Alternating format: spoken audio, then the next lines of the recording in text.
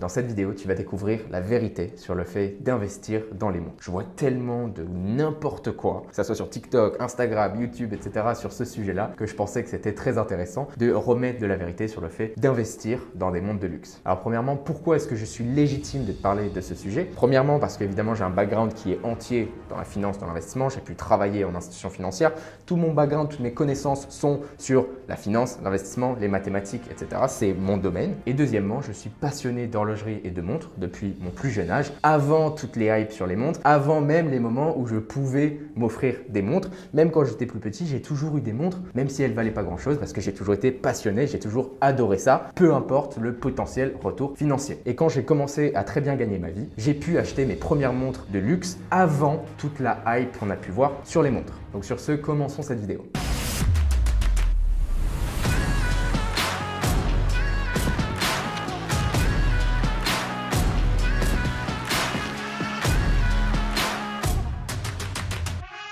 Alors comme toujours, si on fait les choses de manière professionnelle, avant d'aller étudier une opportunité d'investissement, il nous faut de la data, il nous faut des choses à analyser, il nous faut des choses à regarder. Donc tout de suite, on va aller voir le Watch Chart, donc Overall Market Index, qui est tout simplement un indice, un petit peu comme un indice boursier si tu veux, qui va traquer plusieurs actions. Là, c'est un indice qui va regrouper les 60 modèles de montres les plus vendus, les plus populaires, des 10 marques les plus importantes et en faire une moyenne de prix finalement. Donc tu vois que là, en moyenne de prix, sur ce Watch Index, on est à 30 000 $. Plus ou moins, et on était avec un all-time high à 47 300 $. Donc de cette manière-là, on peut voir plus ou moins l'évolution du marché des montres de luxe. Maintenant, pour notre analyse, le seul problème qu'on a avec cet indice, c'est que cet indice a été créé à partir de janvier 2021. D'ailleurs, tu vas vite comprendre pourquoi cet indice a été créé et pourquoi il n'a jamais été créé auparavant. Mais donc pour avoir un petit peu plus de data, ce qu'on va aller faire, c'est regarder les indices de prix chez Rolex, les indices de prix chez Patek Philippe, les indices de prix chez Audemars Piguet, qui vont avoir tendance à être les 3 marques de montres les plus populaires chez les collectionneurs,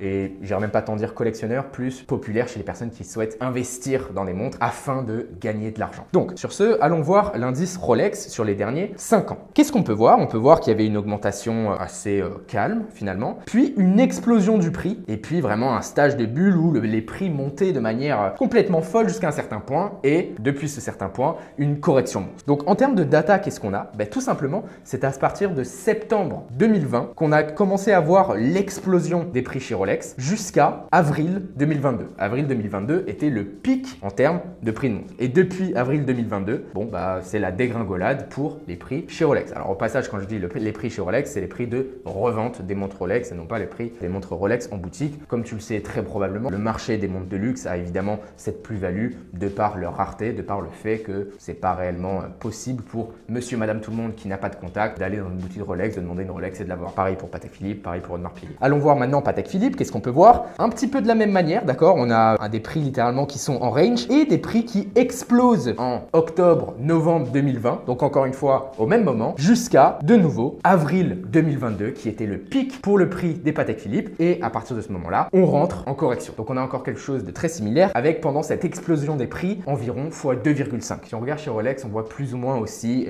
une augmentation de x2 en 1 an et demi à 2 ans. Et si on va voir Audemars Piguet, de la même manière, on va pouvoir voir qu'on a une augmentation de prix qui est calme, qui est assez normale, qui est stable, qui est finalement maintenable. Et à partir d'octobre, novembre 2020, encore une fois, on a une explosion des prix qui a duré jusqu'à avril 2022. Et plus ou moins un x2,8 sur le prix des Audemars Piguet en revente en 1 an et demi, 2 ans, avant de voir une correction depuis avril 2022. Alors maintenant, on est d'accord pour dire que, évidemment, si on analyse l'évolution du prix des montres depuis octobre, novembre 2020 jusqu'à avril 2022 et on s'intéresse que à cette période-là, que les performances de cette période-là et on met des visières et on regarde que ça, oui, sur papier, l'investissement dans les montres est incroyable. Maintenant, si tu enlèves une seule des visières et tu regardes ce qui s'est passé après avril 2022, bon là, tu peux voir que c'est un petit peu plus la catastrophe et évidemment, tous les mois, le prix des montres de luxe perd de la valeur. Mais bon, encore une fois, si on ignore tout ce qui s'est passé avant octobre 2020, les performances sont toujours incroyables, d'accord? On a quand même une impulsion qui est énorme,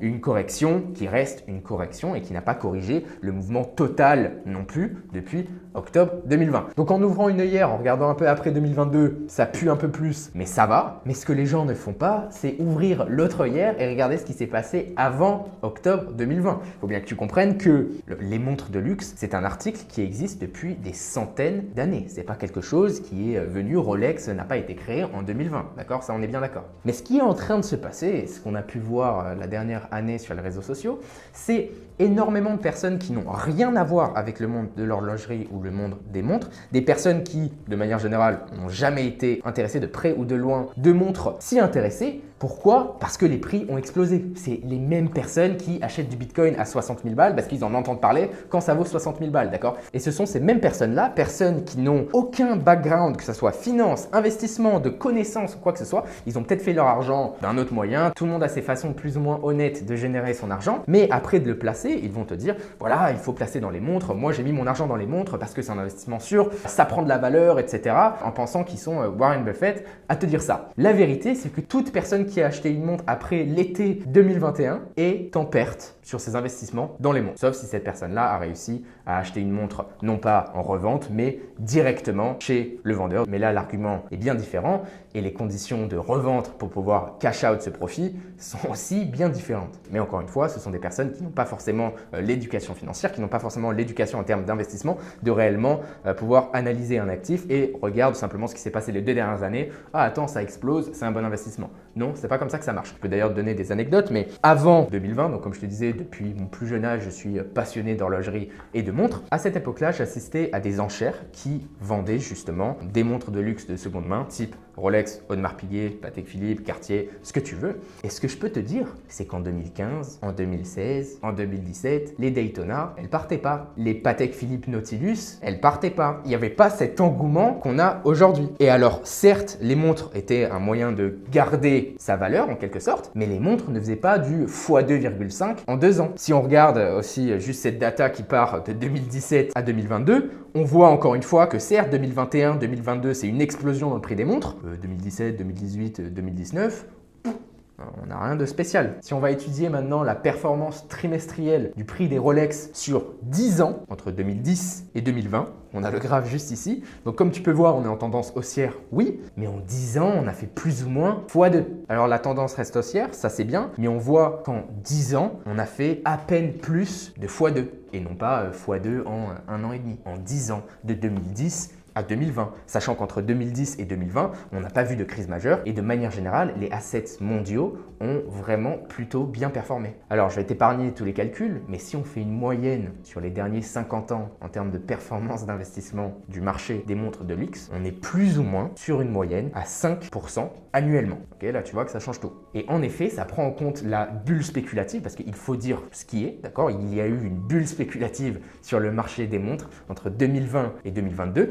mais cette bulle spéculative ne représente pas des performances normales sur le marché des montres. Et donc, toute personne qui te dit « investis dans les montres parce que si, parce que ça », cette personne-là n'a pas les datas pour te donner les vraies raisons et les vrais chiffres derrière un potentiel investissement dans les montres. D'ailleurs, investissement qui n'est absolument pas sans risque, comme certaines personnes veulent le prétendre aussi. Alors d'ailleurs, outre les montres, mais si on regarde entre 2020 et 2022, il n'y a pas seulement le marché des montres qui a explosé. En fait, c'est tout le marché du luxe qui a explosé pendant cette période-là, à la suite de la crise sanitaire. Mais déjà, juste avec ça, j'espère que ça t'ouvre un petit peu les yeux sur une réalité sur l'investissement dans les montres. Donc maintenant qu'on a couvert le côté data, ce que j'aimerais tout simplement faire, c'est comparer tous les négatifs et tous les positifs dans le fait d'investir dans des montres de luxe. Alors le premier négatif avec le fait d'investir dans des montres de luxe, c'est que c'est tout simplement un asset qui ne produit rien. Une montre de luxe ne produit aucune valeur. Tu investis dans une société, cette société a des employés, ils vont se démener, ils vont réfléchir entre eux, ils sortent de grandes écoles, ils vont essayer de produire de la valeur, résoudre le problème de d'autres personnes sur le marché, être payé. Et toi, en tant qu'investisseur, il y a une certaine création de valeur que tu récupères sous forme de dividendes ou tout simplement sous forme de growth. Mais donc, les montres de luxe, comme par exemple l'or, ce sont des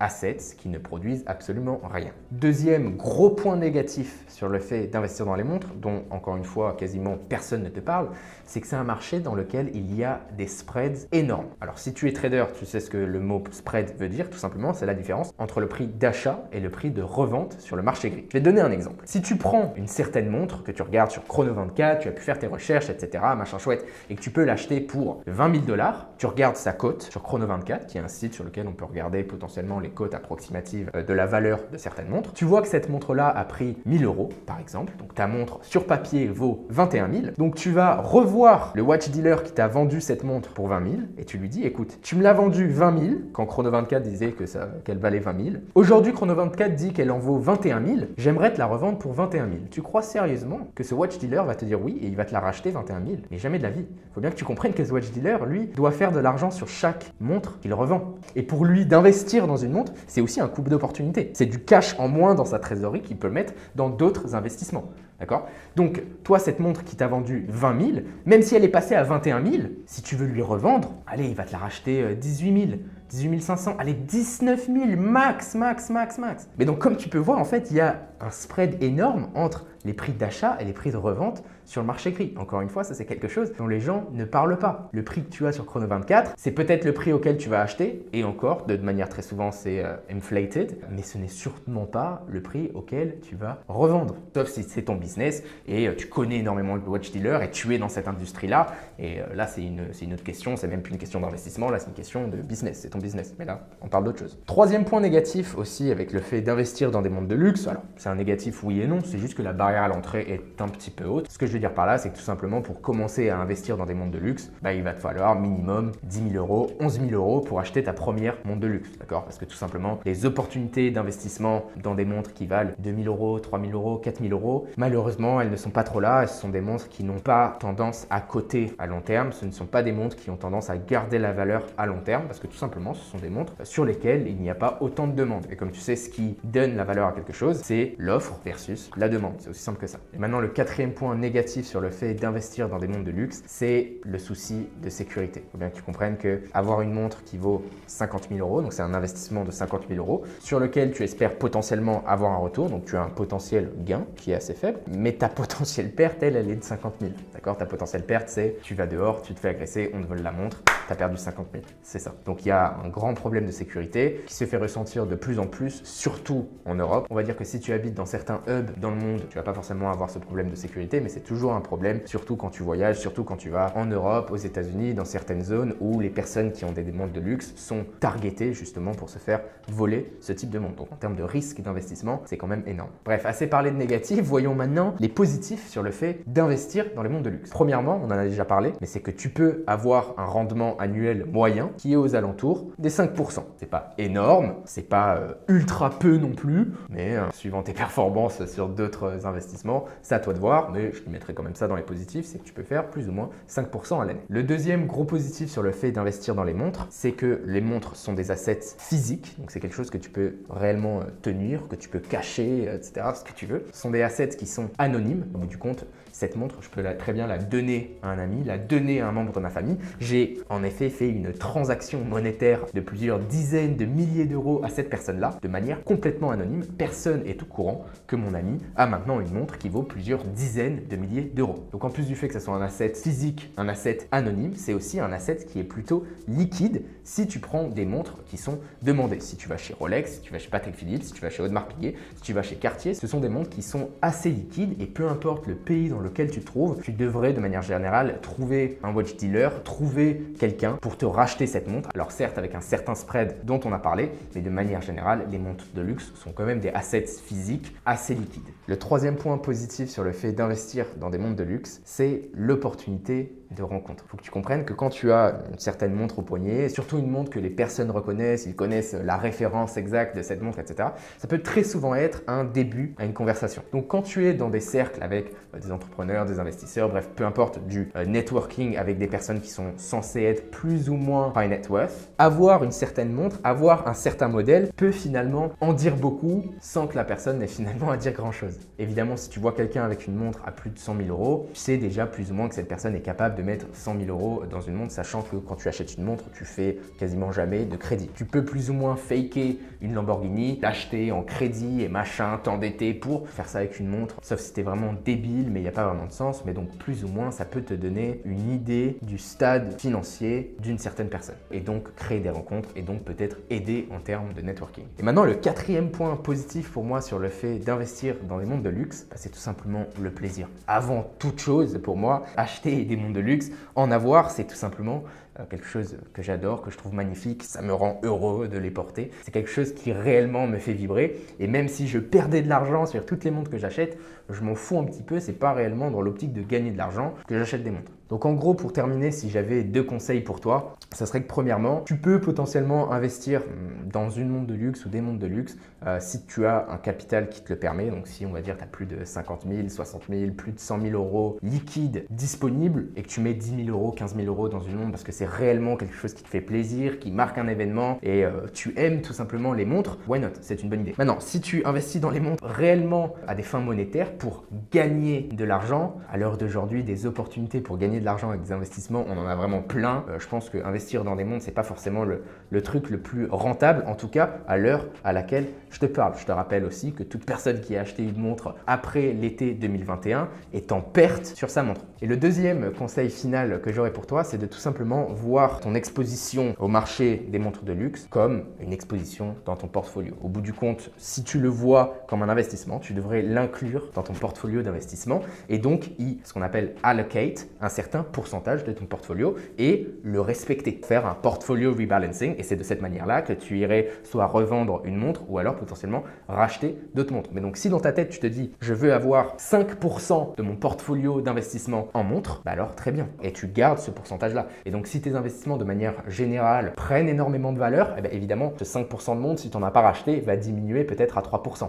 Et donc tu vas peut-être racheter une nouvelle Rolex pour repasser à 5% parce que c'est l'exposition que tu veux avoir dans ton portfolio. Mais ne fais pas l'erreur d'acheter des montres pour investissement en n'ayant aucune idée de combien ces montres valent au total par rapport à ce que tu as, etc. Au bout du compte, reste professionnel dans tes investissements, quoi. Bref, sur ce, si le monde justement de l'investissement, de la finance, du trading, c'est un monde qui t'intéresse, je t'invite grandement à aller checker toutes les autres vidéos que j'ai sur cette chaîne YouTube. J'espère sincèrement que cette vidéo t'aidera, qu'elle t'a plu. C'était Elliot, je te souhaite une bonne fin de soirée. Ciao, ciao.